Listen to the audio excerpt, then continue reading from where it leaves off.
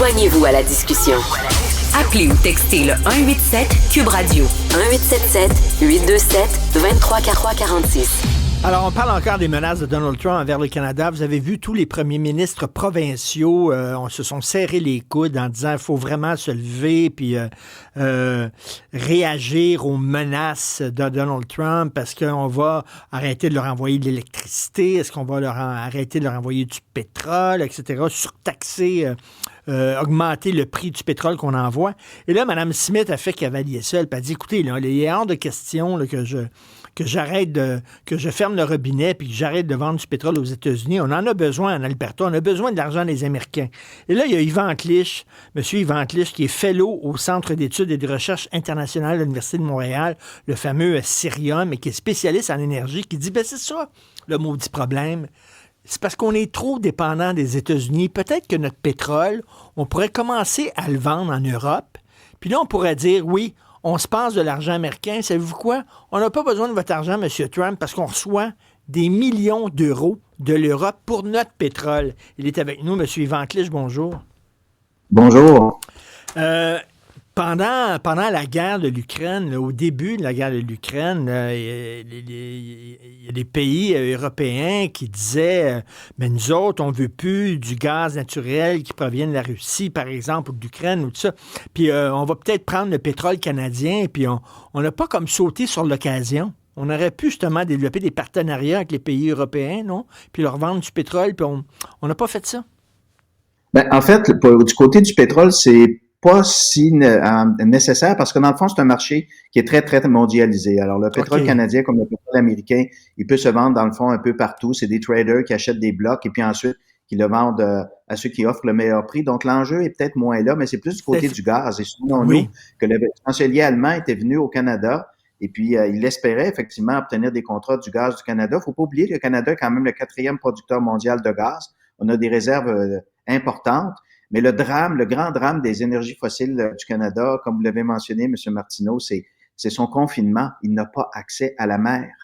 Et je dis souvent, moi, à mes amis québécois, on ne se doute pas à quel point que nous, c'est un avantage important quand vous avez des voies maritimes avec lesquelles vous pouvez exporter vos biens et vos produits. Or, le pétrole le canadien, et son drame, c'est qu'il est situé en Alberta et en Saskatchewan surtout. Et ces gens-là n'ont pas accès à des ports en eau profonde pour expédier leur pétrole et leur gaz vers d'autres marchés. Et donc, là, ils peuvent pas aller vers l'Est, ils peuvent pas aller vers l'Ouest. Donc, tout ce qui leur reste, c'est le Sud, les Américains. Et justement, c'est pas faute de volonté de leur part de vouloir l'exporter ailleurs. Souvenons-nous qu'il y a le projet Énergie Est où on voulait effectivement expédier du pétrole à travers l'Ontario et le Québec. Ça n'a pas fonctionné. Northern Gateway, qui était aussi d'exporter du pétrole albertain vers la Colombie-Britannique, ça n'a pas fonctionné. Trans Mountain, l'addition de capacité pour cet oléoduc qui existait déjà, on a triplé la capacité, mais ça a été d'un compliqué. Souvenons-nous, le gouvernement fédéral a dû s'investir et puis acheter carrément le projet tellement que c'était complexe du point de vue réglementaire et de l'acceptabilité sociale. Ben tout ça, ça fait qu'on a perdu effectivement des opportunités de pouvoir exporter nos énergies fossiles ailleurs qu'aux États-Unis. Et pendant ce temps-là, eux, les États-Unis, qui ont aussi augmenté leur production, eux ont pu mettre en place des terminaux d'exportation et l'exporter un peu partout dans le monde. Mais là, aujourd'hui, on se retrouve avec la conséquence de ces décisions. Donc, avec nos vertus écolo, par exemple, non, on ne veut pas de pipeline pour transporter votre pétrole sale sur notre territoire. Ben, on se tire dans le pied. C'est ce que vous dites? Ben, moi, je pense qu'effectivement, sur le plan économique, parce que le Canada pourrait produire encore davantage et exporter davantage, et sur le plan aussi, je dirais, géopolitique, des nouvelles alliances qu'on pourrait faire hors du giron américain, c'est sûr que ça n'a pas été avantageux de prendre ces décisions-là. Moi, je vous cacherai pas que je suis quand même assez souvent en contact avec des gens de Calgary, et oui, il y a une rancœur polie contre le Québec, qui dit, ben regardez, nous, on fait beaucoup d'argent, on envoie de l'argent en péréquation, et vous, pendant ce temps-là, vous vous drapez de vertu. Et puis, mais par contre, vous profitez indirectement des recettes fiscales des ventes de notre pétrole. Donc, il y a vraiment effectivement cette espèce de rancœur envers les Québécois qui pour la perception de Calgary, là, je dis pas que c'est justifié ou pas, mais la perception de Calgary, c'est qu'on a le beurre et l'argent du beurre. Ben, Alors, si on imagine comment les Québécois réagiraient s'il y a une ou deux provinces qui nous empêchaient physiquement de vendre notre électricité à l'extérieur, on serait en maudit. Ben justement, moi je pense que votre comparaison est bonne. Quand on se met à la place des autres, on le sait, ben on comprend peut-être mieux leur position. Donc si nous, si écoutez, les choses avaient été inverses, là, puis c'était nous qui avions du pétrole et du gaz, et puis qu'on voyait une province qui profite des recettes fiscales à travers la péréquation, mais qui nous empêche de diversifier nos marchés, ben je pense qu'on serait pas nécessairement de bonne humeur. Ben c'est le cas au Canada. Et effectivement, écoutez, je veux quand même aussi rappeler l'importance, les recettes d'exportation de l'Alberta vers le marché américain. On parle autour de 150-160 milliards de dollars par année. Du côté de l'électricité, c'est seulement autour de 4 milliards. Donc, vous voyez, on est vraiment là dans un marché important et c'est normal que les Albertains veulent protéger ces revenus-là, qui profitent à eux, mais aussi à tout le Canada à travers les recettes fiscales qui sont perçues par Ottawa. Ben là, on dit oui, c'est important, l'électrification, prendre le virage de l'électrification. Donc, il faut se débarrasser du pétrole. Mais là, vous citez, puis il y a plusieurs personnes qui le font et vous le faites dans votre lettre que vous avez écrite. L'exemple de la Norvège. La Norvège ont beaucoup de pétrole, puis ils sont devenus justement, très électrifiés grâce à l'argent qu'ils ont fait avec la vente du pétrole.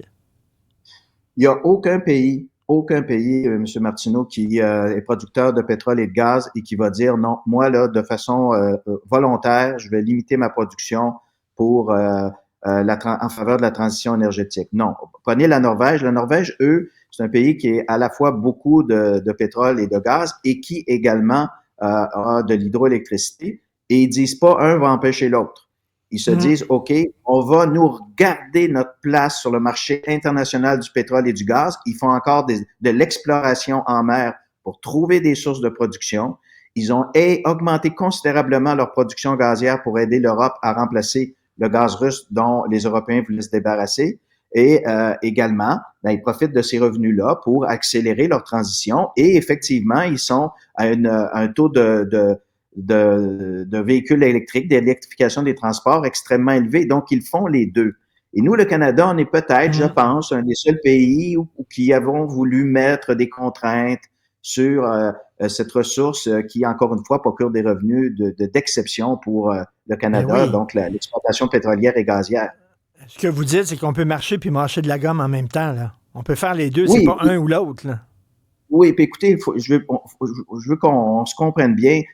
Tout le monde et moi-même sommes vraiment absolument en faveur de la transition. Oui, c'est la chose à faire. Oui, les énergies fossiles causent le dérèglement climatique. C'est clair. Mais à partir du moment où on sait que de toute façon, il va y avoir encore utilisation du pétrole et du gaz pour des besoins notamment énergétiques très importants de l'Asie, ben pourquoi ce serait pas notre pétrole et notre gaz qui combleraient leurs besoins? Pourquoi nous, on irait dire, ben OK, on se tasse, on se prive de revenus extrêmement importants qui vont nous permettre de payer des services sociaux. Pourquoi nous, on se priverait de ça et laisser la place à des pays comme l'Arabie Saoudite ou le Venezuela? Donc, moi, je suis plus de l'école de dire, oui, il faut faire la transition, mais à partir du moment où il y aura des acheteurs et puis qui disent de façon très consciente, nous, on a encore besoin de ça parce qu'on a du développement économique, on a un niveau de vie qu'on veut rattraper, on veut obtenir les standards de vie, on a besoin de ces énergies-là. Pourquoi le Canada n'aurait pas sa place? Or, pour avoir sa place, il faut qu'il soit en mesure d'avoir des infrastructures qui permettent de mettre ce pétrole sur des bateaux et ce gaz sur des bateaux et l'expédier vers des... Et un jour, peut-être, on n'aurait plus besoin du pétrole, mais ce jour-là, c'est pas demain, puis c'est pas après-demain. On en a encore malheureusement besoin. On peut lire votre texte très intéressant dans la presse, la section opinion. Le titre, c'est « Le pétrole et le gaz canadien captifs du marché américain ». Merci beaucoup, M. Yvan Clich. Bonne soirée. Merci, monsieur. Merci. Plaisir. Au revoir.